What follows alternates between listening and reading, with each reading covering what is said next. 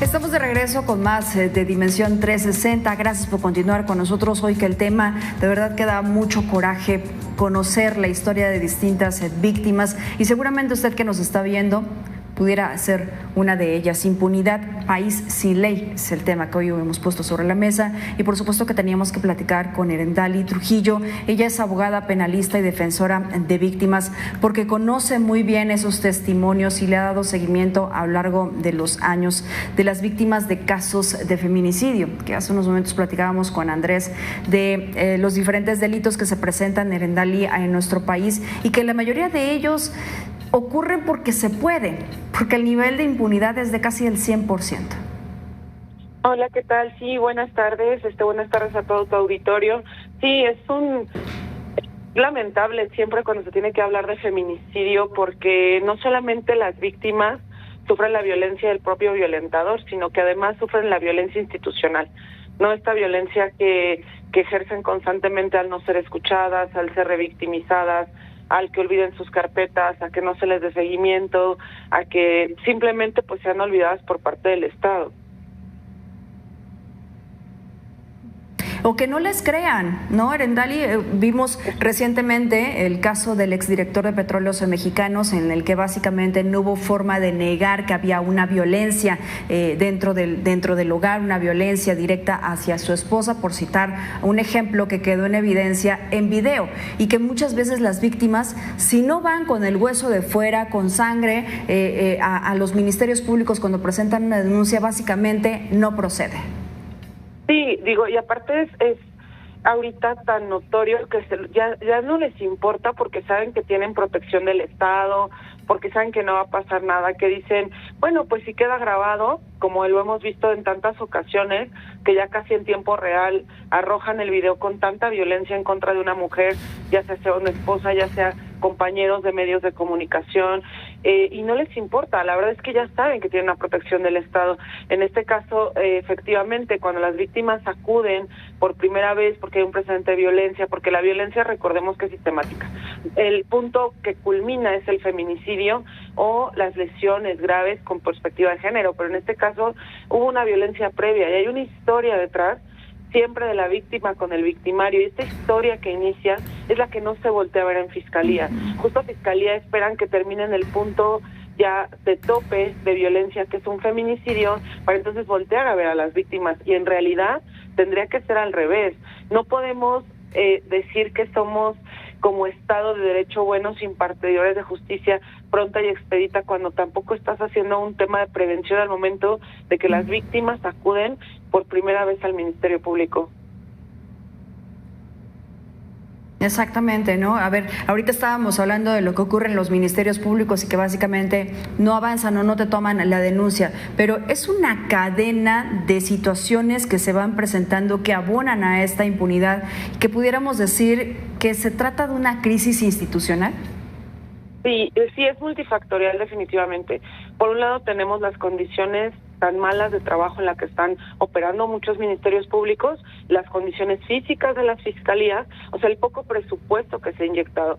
Entonces, eso va a influir definitivamente. Por otro lado, es la sobrecarga de trabajo, donde humanamente también ya no es posible que los ministerios públicos puedan realizar buenas investigaciones, porque esos ministerios públicos tienen horarios muy extensos, pero aparte corre la audiencia, pero entrega reportes, pero entrega números. Entonces esto definitivamente va a influir. Otro factor importante es la crisis forense que tiene, yo creo que todo el país, e incluso Ciudad de México, me atrevería a decir que también, porque hay pocos peritos, hay pocos policías de investigación, policías que aparte tienen que poner de su dinero para la gasolina de sus patrullas. Entonces es como, bueno, haz tu trabajo, ya estoy bien, porque me tienes que rendir a mi cuenta, pero con tu presupuesto, con un sueldo que es, la verdad, de risa, cuando en otros países, por ejemplo, comparado con, no sé, España e incluso Estados Unidos, tienen mucha profesionalización en su policía, en sus investigaciones, porque saben que teniendo bien a tus policías, teniendo bien a tus impartidores de justicia, disminuyes la corrupción y das buenos resultados. Entonces, definitivamente es un factor determinante el hecho de que está el otro lado oscuro, ¿no? También de la violencia institucional hacia los propios trabajadores que operan el sistema. Sí, que se va replicando, ¿no? Justamente en este espacio hemos hablado de este tema, incluso con nuestro compañero Andrés Solís, que escuchábamos hace unos momentos, de quién cuida a los que nos cuidan.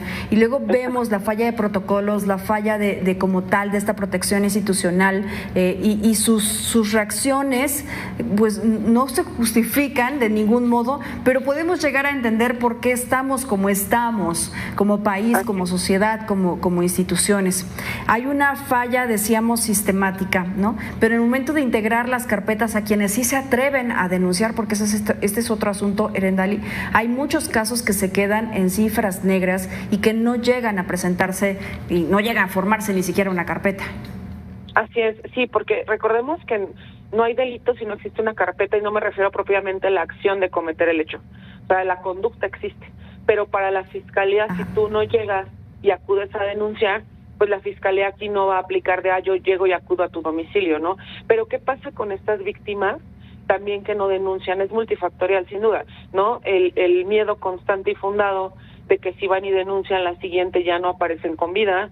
Yo he llevado varios temas así en donde las víctimas en su momento quisieron denunciar y desgraciadamente ya no pudieron, y entonces ya las encontraron sus familias estaban en calidad de desaparecidas o ya en una morgue, ¿no? Pero también está el factor, nuevamente, en donde cuando acuden a una fiscalía, pues es pesado, es complicado, son procesos muy largos y no tienen buen acompañamiento tampoco, porque mira, aquí la verdad es que sí me voy a aventar pues una piedra para los colegas, ¿no?, que somos defensores privados, porque muchas veces dicen es que las víctimas no dejan, y se refieren a que prefieren a veces llevar defensa de delincuentes que dejan más económicamente, a veces ser asesores jurídicos privados. Yo creo que si todos pusiéramos un granito de arena y decir, no lo cobro o es el mínimo lo que te voy a cobrar, creo que podríamos apoyar mucho a las víctimas, porque por mucho que el Estado les proporcione un asesor jurídico, tampoco se dan abasto. O sea, por parte de la Defensoría Pública están sobresaturados. Entonces no le vas a poner el mismo empeño e hincapié a que lleves una buena defensa como víctima si no tienes un buen acompañamiento de un asesor o asesora jurídica. Y aparte tienen otro problema en Defensoría Pública, donde también estaban dando de baja a muchos de los trabajadores y dejando pues básicamente vacía la institución, que bueno, pues esto también forma parte de no poder tener acceso a la justicia, y que sigue siendo selectiva, Erendali. O sea, nos prometieron que con la reforma al Poder Judicial, que ya se sabía de antemano que no tendríamos esto de justicia pronta y expedita, pero nos lo prometieron y hasta el momento no ha dado ese resultado, ¿no? Y de lo que se hizo hace algunos años con el sistema de justicia, pues tampoco se ha cumplido. Entonces, hemos venido de varias situaciones que se han implementado en nuestro país y que solamente se queda, me parece, como buenas intenciones. ¿Sabes qué? Creo que influyó mucho que el cambio fue de arriba para abajo y no de abajo para arriba. ¿A qué me refiero? A que lejos de decir creo una reforma al Poder Judicial, que para mí la política y la ley y la justicia no tendrían que ir de la mano, o sea, son para mí totalmente, tendría que ser así, no en un mundo ideal, pero bueno, pasa esto mucho en incluso Latinoamérica, es muy común este fenómeno, no debería pasar, pero en México ahorita con la reforma pues ya tenemos eso.